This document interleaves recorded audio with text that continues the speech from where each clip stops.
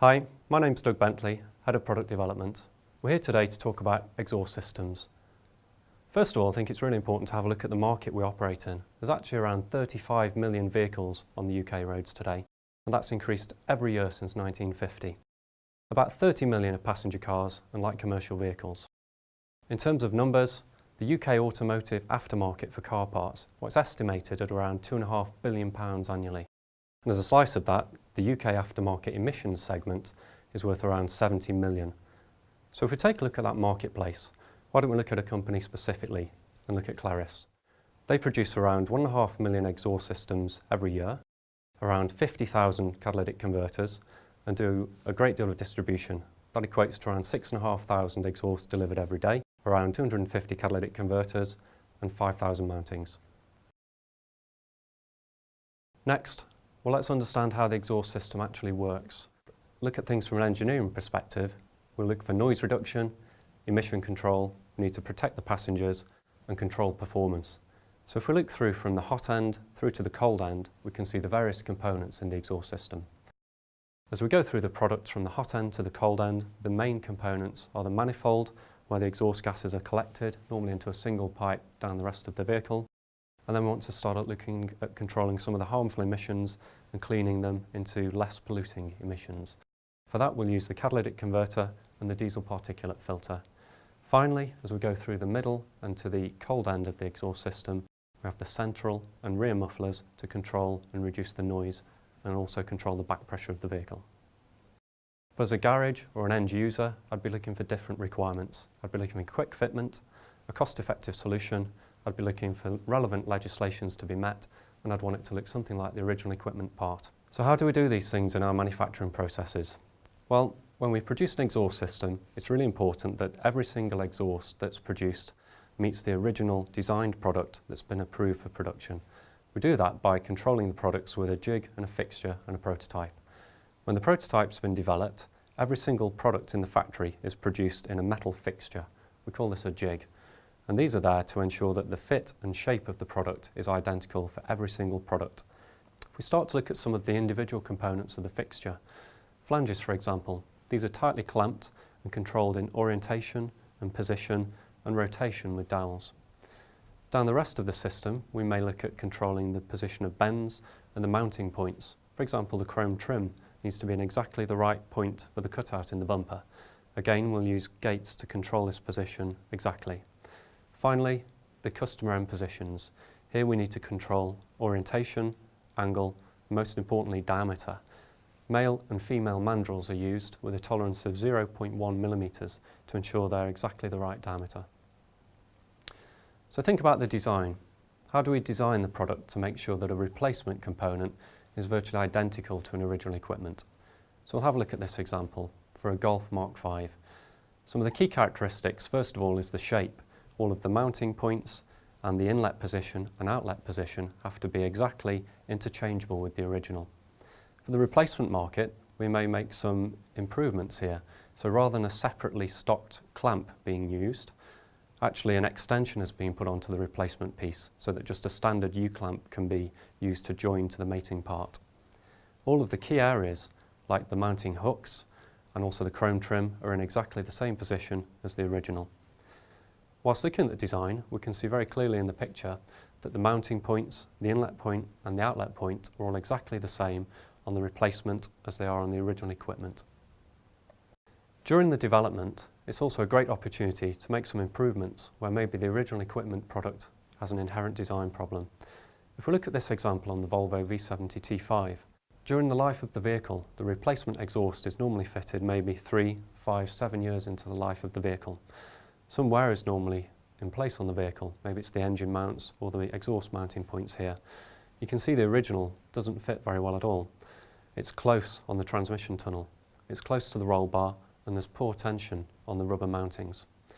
It's a great time for the replacement device to make improvements here, and you can see that the alignment's been corrected, the fitment's been improved, and the mountings have also been tensioned correctly.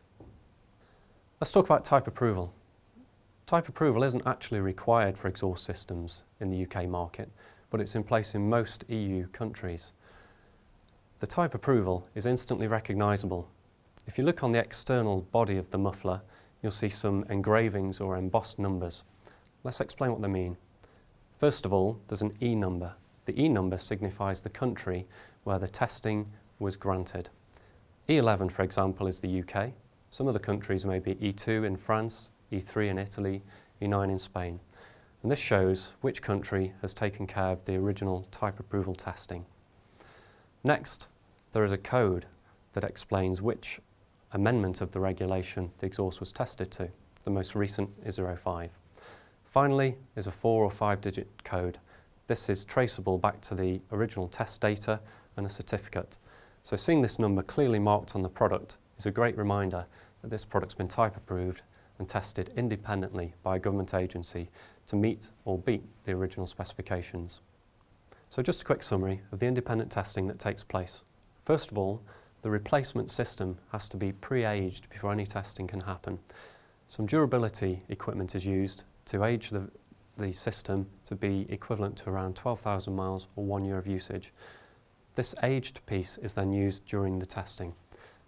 Independent tests look at tailpipe noise, drive-by noise and back pressure. And in all these situations, the replacement system has to be comparable or better than the original equipment device. Here's how we do it. You can see the test track here from above. The test track's around 150 metres long and the square in the centre is where all of the vehicle testing takes place. For tailpipe measurements, we put the car in the centre of the test track and we measure the noise coming out of the exhaust. We compare the original equipment design to the replacement design. The replacement has to be the same or less. Next, we do the drive-by noise testing. Cars approach the square at 50 kilometres an hour with a tolerance of just plus or minus 1 kilometre. We test in gear 2 and gear 3 and take an average of both gears. We drive through the box in wide open throttle condition. This means the accelerator is foot to the floor and we measure at 7.5 metres either side of the vehicle to measure the loudest side and take a measurement. Again, the replacement device has to be the same or quieter than the original. So if we look at some of the differences between a non-approved, a budget exhaust system and a type-approved system. Well, in order to meet these test requirements for both noise and pressure, you'll usually see that a type-approved exhaust is quite complicated inside and has a number of pipes and baffle plates. These are there to direct the gas flow in as long a pattern as able, and also to correctly cool and quieten them down, but without having an adverse reaction on back pressure, because this can lead to poor fuel economy and high NOx, as we've seen in independent testing, and of course the VW scandal at the moment. What you typically see internally on a budget exhaust system is less materials, and very simply the internal tubing is normally crimped. This does actually reduce the noise, but normally adversely affects back pressure. As I said, we've seen in independent tests that this can lead to an increase in NOx emissions of up to 20 times. Externally, it's also very easy to see some compromises may have been made to reduce cost. Normally, the cutting point where the exhaust system mates to the next part has often been moved to make production easier, and simple things like the mounting brackets and hooks, the diameter could be reduced so it's more cost effective, cheaper, but this normally doesn't fit the mountings correctly. So let's think about the benefits. The benefits to garages of using type-approved products, it's going to meet or beat original equipment standards. That means good quality materials are going to have been used, original equipment performance and quick fitment because it's actually been tested on a real vehicle in a workshop. And also benefits, you're going to have happy customers, a low returns rate and failure, you're going to have quicker fitment and less ramp time and more profitable job overall. Also, the product you'd expect to come with a warranty. Think about the benefits to the customer. Noise is going to be quiet, it's going to be like the original or quieter. Back pressure is going to be matched to the original equipment system. This will be great for fuel economy, it's going to be cheaper for the end user, and it's going to have been durability tested, so you know the product is going to last the lifetime of the warranty.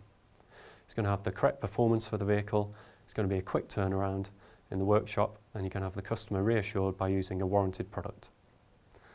Okay, so we're going to give a quick summary of what makes a good exhaust. Firstly, I'd be looking for products that are made to original equipment specifications, and type approval is a great guarantee that that's been happening. You'd want it to fit first time, every time, and it should help your garage to make money and lead to happy customers that come back for repeat business. I'd also be looking for a company that offers great customer support and a technical helpline to help you when you need it most.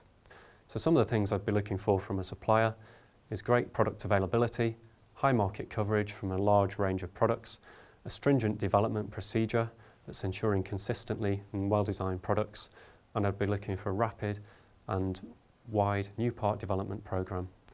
Daily deliveries is also a great help. Thank you for listening. I hope you found it very informative.